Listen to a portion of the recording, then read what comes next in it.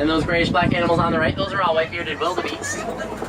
Now 1.5 million wildebeest will migrate across the savannas of Africa every single year. And yes, wildebeest does loosely translate to mean wild beast. They actually just get that name because of their long, menacing faces that they have. For those matching horns, they're not the most pleasant animals we look directly at. We'd much rather be looking at those giraffes, I'm sure.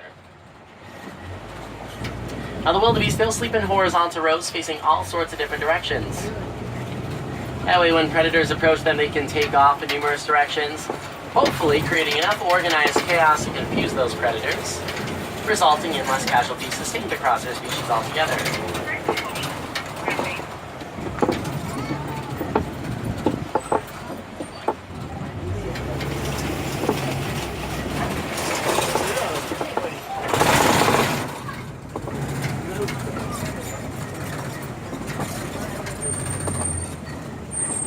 See a mandrill just ducked behind those trees over there on the left, so keep those eyes open. They don't tend to be solitary animals.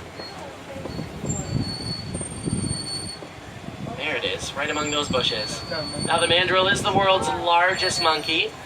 The males will weigh as much as 100 pounds, while the females weigh about 35 pounds. And over on the right, that's an African elephant moving around over there.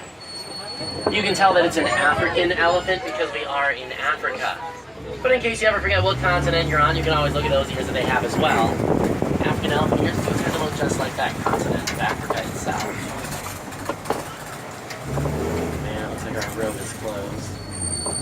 We were going to head that way, but as you can tell, it's a little bit more like a cliff than an actual road. So I'm going to head on up this way instead, see if I can find an alternative route for you guys.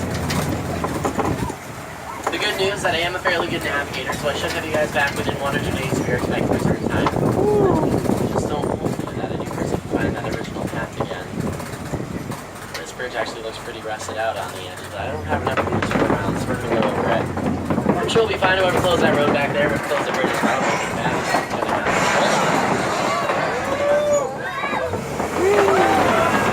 Alright, well, we made it, which is what's important. Definitely not going to hang around, though. I don't want to see what happens to the next truck that's over that bridge. They might not be as lucky as we were.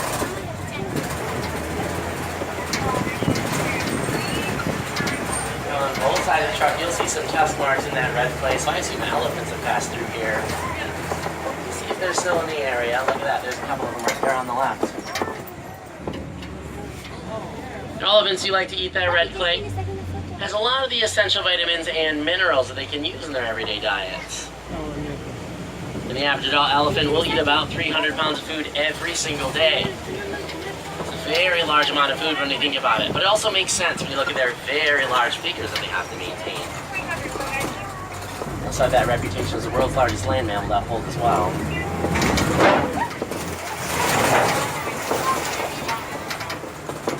The elephant's also very sensitive skin. Just like humans, they've been known to get sunburned. They will toss natural resources like dirt, water, or mud on their backs. It'll help them to limit that skin exposure to the sun and hopefully prevent that sunburn entirely. If they do choose water as their resource of choice, they can hold as much as 5 gallons of water in those trunks at one given time.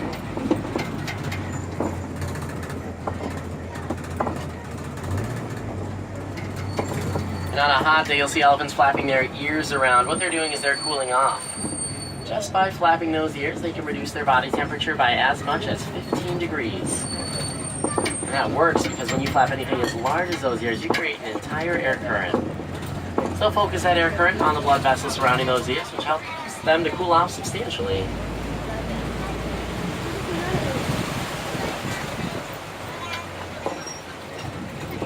Now those very recognizable pink birds on the left, those are greater flamingos. Actually the palest shade of pink of all of the flamingo species. As you can tell, they're still pretty noticeably pink. You can definitely still tell they're flamingos at least. And a group of flamingos like that, it is known as a flamboyance of flamingos. But that is a particularly small flamboyance, and they have been known to have hundreds and hundreds of flamingos in them.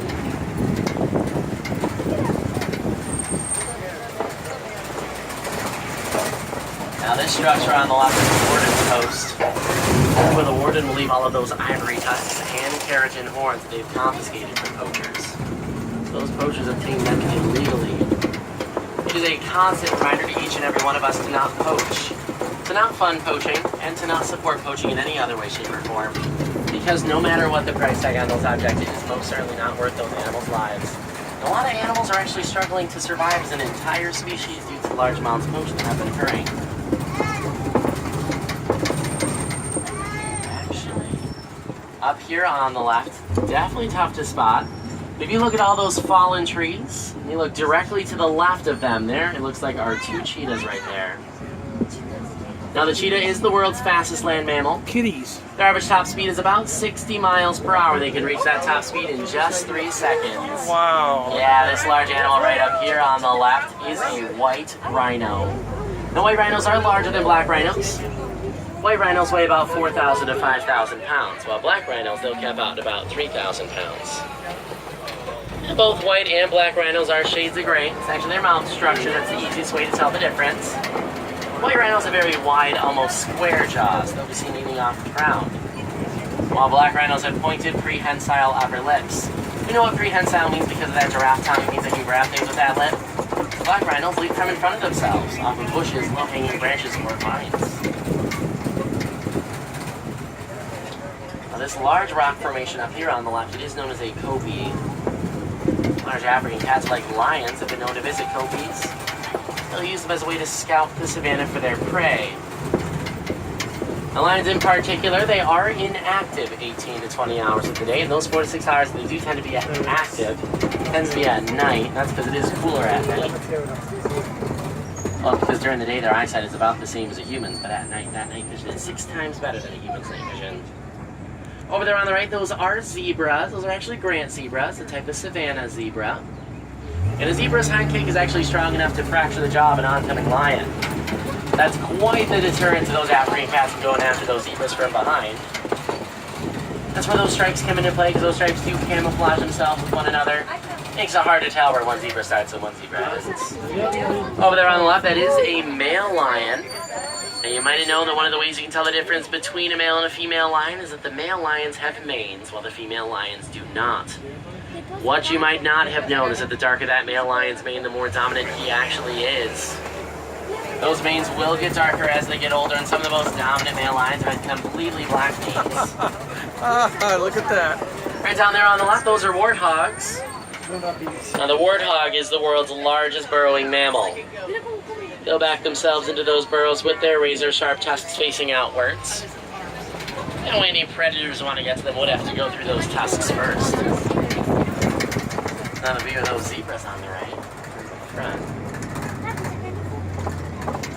And down there on the right, those are actually ostrich eggs. You can tell because of how large they are. The ostrich egg is the largest of the bird eggs. One ostrich egg weighs about the same amount as 2 dozen chicken eggs, about 3 pounds. Wow. And a fully grown human man can actually stand on top of an ostrich egg without breaking it. That's how strong and sturdy they are. Now we are about to enter the Magadi Glen. It is the final and most recent addition to the reserve. So since it is the most recent addition, a lot of animals are still making their way over here. Finding out that it does exist. If our incredibly good luck continues just a little bit longer, we should be able to find something out here. Over there on the right, those small white birds, those are actually yellow-billed storks lying down. They are carnivores. They'll eat fish, snakes, frogs, and even small birds if they can manage to catch them. Get them in those beaks of theirs. Then over there on the left, that white antelope is a scimitar horned oryx. Now their bodies are very well equipped to survive in their desert climates, so they won't sweat until they reach an internal body temperature of 115 degrees Fahrenheit. So they're very good at conserving that water that they take in. So good, in fact, that they only have to drink water once every 9 months.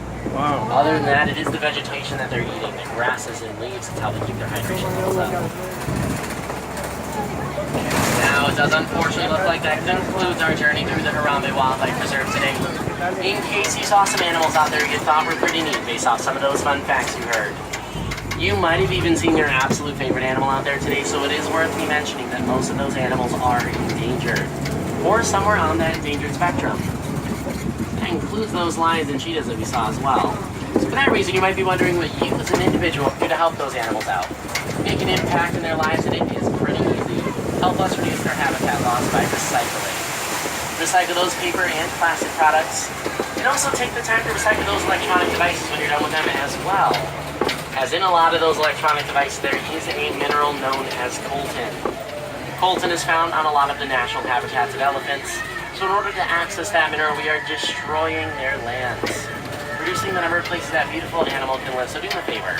Find out where in your local community you can recycle those devices and those elephants will surely appreciate it. Now, if we have any wilderness explorers on board, you've been riding on the Simba 1.